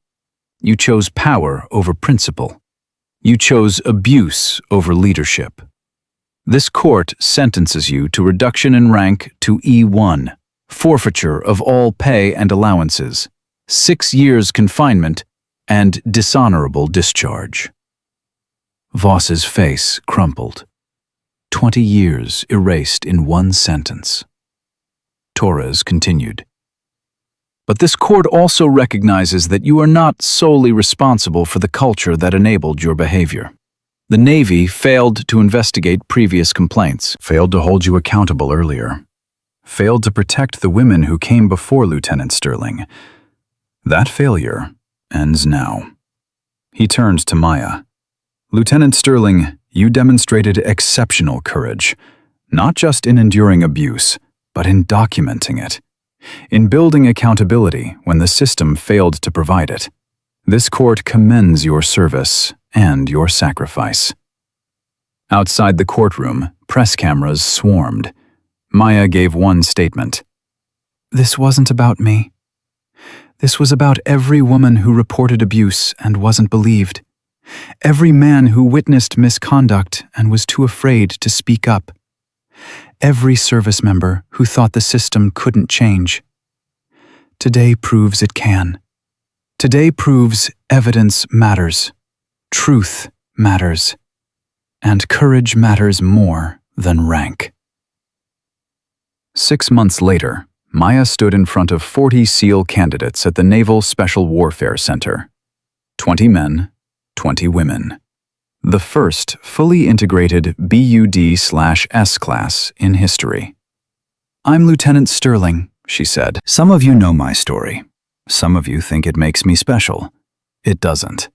It makes me lucky. Lucky that I had evidence. Lucky that I had witnesses. Lucky that the system finally worked. But luck isn't strategy, and luck isn't what gets you through this program." She walked the line. BUD/S is designed to be the hardest military training in the world. It will break you down. That's the point.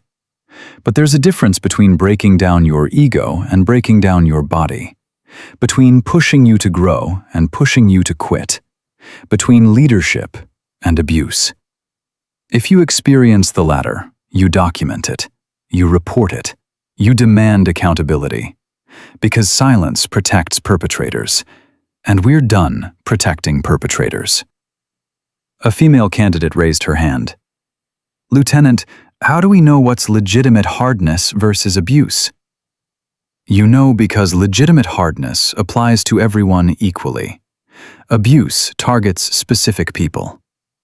Legitimate hardness has clear training objectives. Abuse has personal agendas. Legitimate hardness stops when the lesson is learned. Abuse continues until someone breaks. Another candidate spoke up. "What if we report and nothing happens?" Then you document more. You build evidence. You find witnesses. You don't stop until the truth is heard. Because the alternative is letting the next person suffer what you suffered, and that's not acceptable. The class graduated 6 months later. 32 candidates made it through, 14 men, 18 women, the highest female graduation rate in SEAL history. Maya received her first operational assignment 1 week later, SEAL Team 3, her father's team. The team she'd dreamed about since she was 10 years old. The team commander was Lieutenant Commander Sarah Martinez, former surface warfare officer who'd transferred to SEALs after integration opened, one of the first 10 women to earn the Trident. "Sterling," Martinez said when Maya reported, "your reputation precedes you." "Is that a good thing or a bad thing, ma'am?" "Depends on whether you think changing the entire culture of naval special warfare is good or bad." "I think it's necessary." Good answer. Martinez pulled out a mission folder. "Counterterrorism operation, Syria. High-value target extraction. You're on the assault team, communications and intelligence specialist. You speak Arabic?" "Fluently." "Then you're exactly what we need." The mission launched 2 weeks later. Nighttime helicopter insertion. Hostile territory. Target was an ISIS commander coordinating attacks against Allied forces. Maya's role was critical. Monitor communications, provide real-time translation, coordinate extraction with local assets. The operation went sideways 12 minutes in. Unexpected enemy reinforcements, heavy fire. The team was pinned down. "Sterling," Martinez's voice came through the radio. "We need an exit route, now." Maya scanned the tactical display, analyzed terrain, enterprise communications, found the gap in enemy coverage. "Exfil route Delta," she transmitted. "Bearing 270. Window closes in 4 minutes." "Can you confirm locals won't engage?"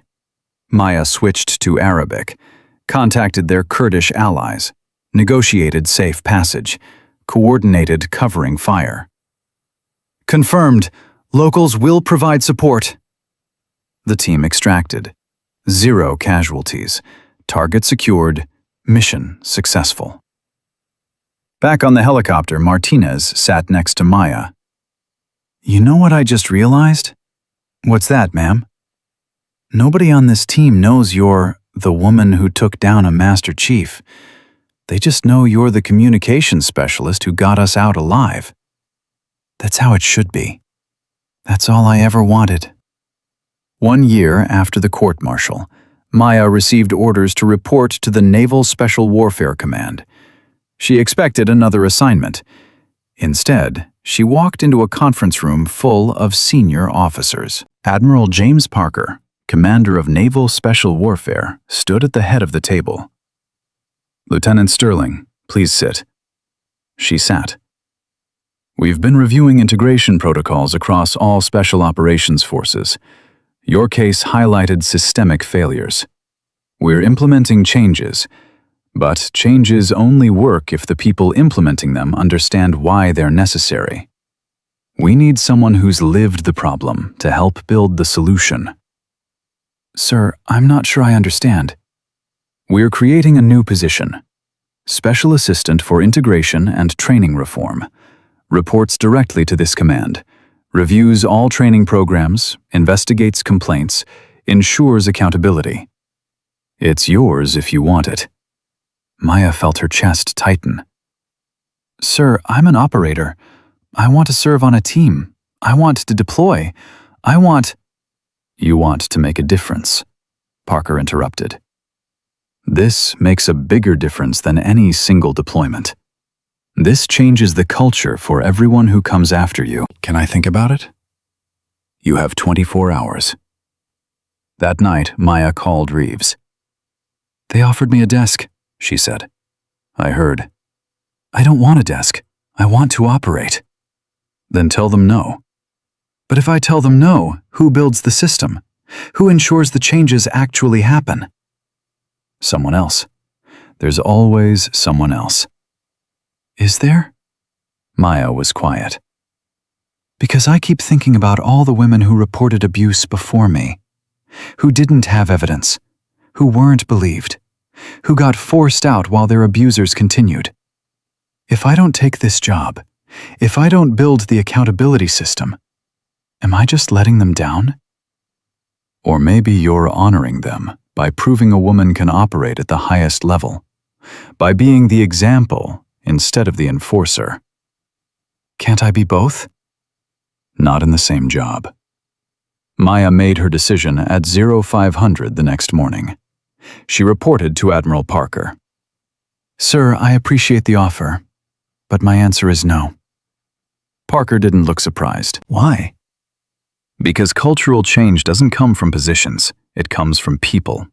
If I take a desk job, I become the woman who couldn't hack operations. I become the diversity hire who got promoted for filing complaints. I become proof that women need special positions instead of earning operational ones. But if I stay on a team, if I deploy, if I prove myself in combat over and over, I become something more valuable. I become normal. And normal is what we need." Parker studied her. "You know they're going to offer this job to someone who doesn't understand it like you do. Then they better find someone good." "All right, Lieutenant. You want to operate? You'll operate.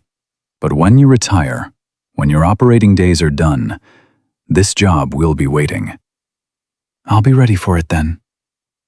5 years later, Lieutenant Commander Maya Sterling led her team through her 8th deployment, counterterrorism operations across 3 continents, 12 successful missions, 0 casualties, reputation for excellence that had nothing to do with gender and everything to do with competence.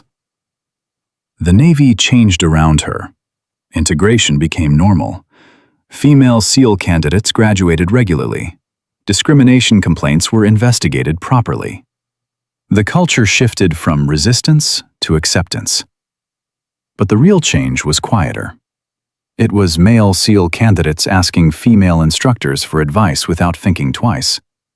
It was mission planners selecting team members based on capability without considering gender. It was the absence of conversations about whether women belonged, because the answer was so obviously yes that the question stopped being asked. Maya received a message one afternoon from an unknown number. "I'm in BUD/S right now, week 4. It's brutal, but I'm making it. Thank you for showing us it was possible. Future SEAL." Then another. "My daughter graduates BUD/S next month. She's going to Team 5. Never thought I'd see the day. Thank you. Then dozens more, from operators, from families, from women who'd given up on military service until they saw what Maya had done. She didn't respond to any of them, didn't need to. Her response was simple. She kept serving, kept operating, kept proving every single day that excellence had no gender. 10 years after the court-martial, Admiral Parker retired. His replacement was Vice Admiral Sarah Martinez, former SEAL Team 3 commander, one of the first women to earn the Trident, Maya's former CO. Martinez's first official act was creating the position she'd held open for a decade, Special Assistant for Integration and Training Reform.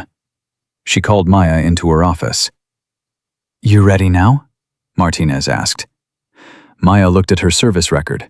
15 years in, 4 more until retirement. She'd accomplished everything she'd set out to do, proven everything that needed proving. "I'm ready." "Good, because we've got a lot of work to do." Maya took the job, spent her final 4 years redesigning every training program across naval special warfare, implementing accountability systems, training new instructors, building the culture her father had dreamed about decades earlier. On her retirement day, she stood at her father's memorial at Arlington. Lieutenant Commander James Sterling, SEAL Team 3, killed in action, Kabul, 2014.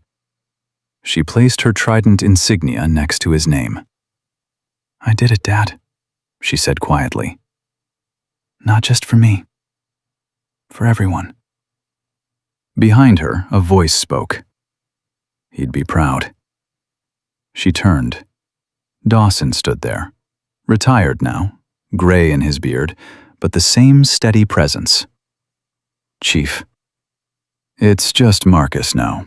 Been out for 5 years." He stepped closer. "I owe you an apology." "You already apologized at the hearing." "Not for that. For not doing more. For seeing what Voss was doing and staying silent. For choosing comfort over courage." "You testified when it mattered." "But I should have acted before it got to testimony. Should have stood up the first time I saw him target you." Maya was quiet for a moment. "You know what I learned? Courage isn't about being fearless. It's about acting despite fear. You acted. That's enough." "Is it?" "It has to be. Because if we keep punishing people for being imperfect, we'll never build anything better. The system changes when enough people decide to change it. You decided. That matters." Dawson nodded. "For what it's worth, everything you built is working. My daughter just got accepted to BUD/S. She's starting next month. She's terrified, but she's going because she saw what you did." Maya felt her throat tighten. "Tell her she's ready. And tell her that fear is just information. What she does with it is what matters." 6 months after retirement, Maya received one final call. Commander Patricia Walsh, the JAG officer who'd prosecuted Voss.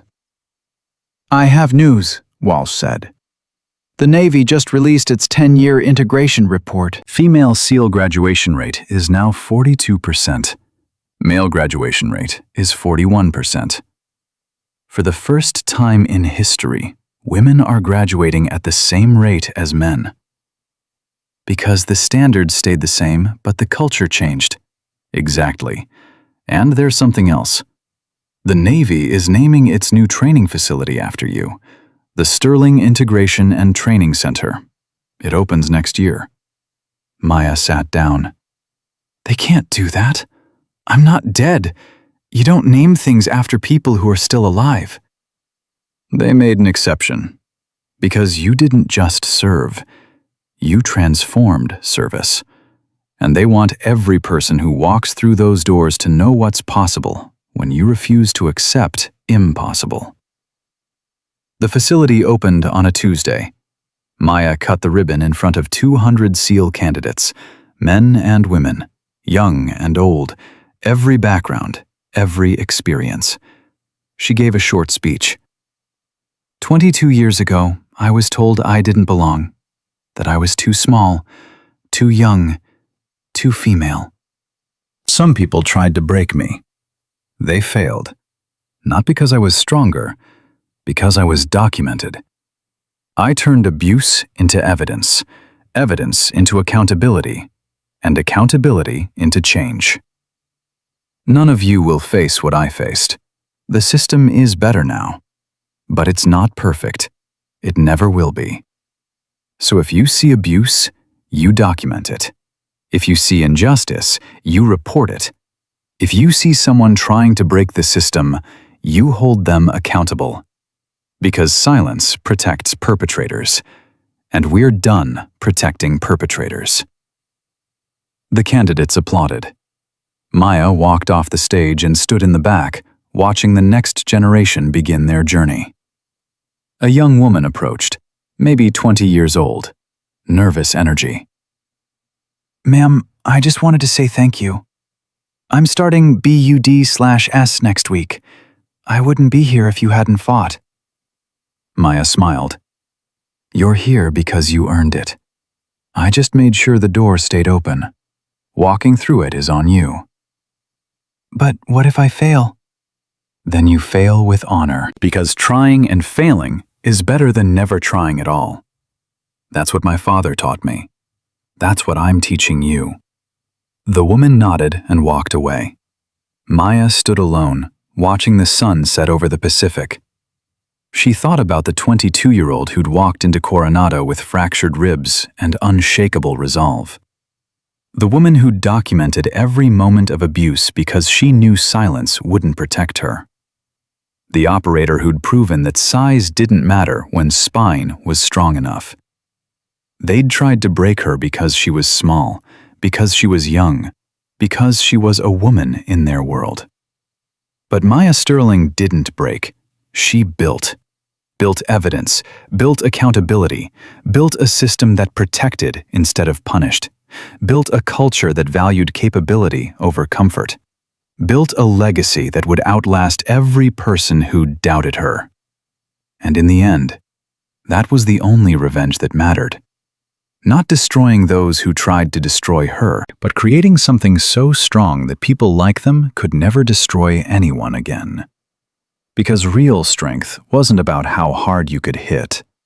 It was about how much you could endure, document, and transform into justice. And Maya Sterling had transformed everything.